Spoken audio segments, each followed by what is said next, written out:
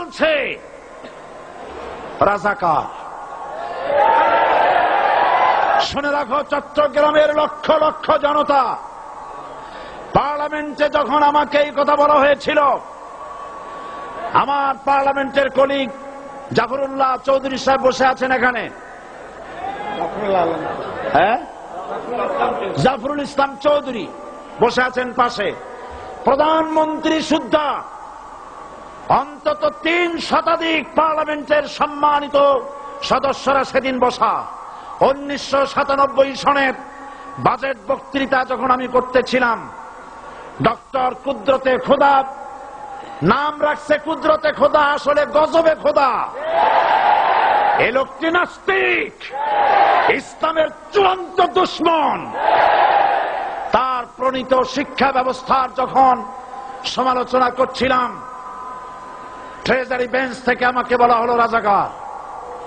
আমি আমার সমস্ত শক্তি একত্রিত করে বলেছিলাম, শুধুমাত্র হিন্দুস্তানের রাজাকারেরাই আমাকে রাজাকার বলতে পারে। আমি বলেছিলাম 1973 সন পর্যন্ত আমি বাংলাদেশের কোন রাজনৈতিক দলের নেতা এবং কর্মী ছিলাম না। আমি রাজাকার নই। আমাকে রাজাকার বলে যদি তাকেও প্রমাণ করতে না পারে 10 কোটি টাকার মানহানি মামলা দায়ের করব। আমার এই বক্তব্য সারা দুনিয়া শুনেছে।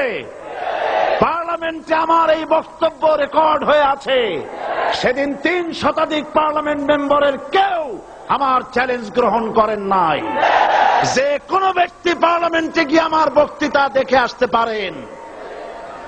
এরপরে 1997 সনের 7 অক্টোবর দৈনিক জনকণ্ঠ পত্রিকা যখন আমার বিরুদ্ধে লিখল, সেই পত্রিকায় সাইদির ওপেন চ্যালেঞ্জ 8ম পাতা, 1997 7 অক্টোবর, এত বড় 2 কলমে হেডিং।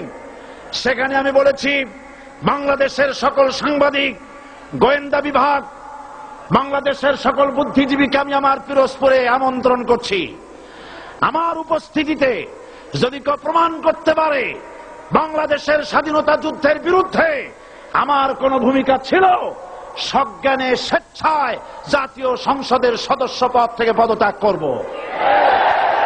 3 বছর পার হয়ে গেছে, আজ পর্যন্ত কেউ এই চ্যালেঞ্জের মোকাবেলা করে নাই।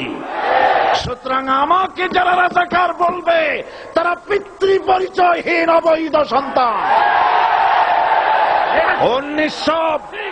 1971 সনের, শোনো মুসলমানেরা, 1971 সনের কোন কাদা সাইদির গায়ে লাগে নাই।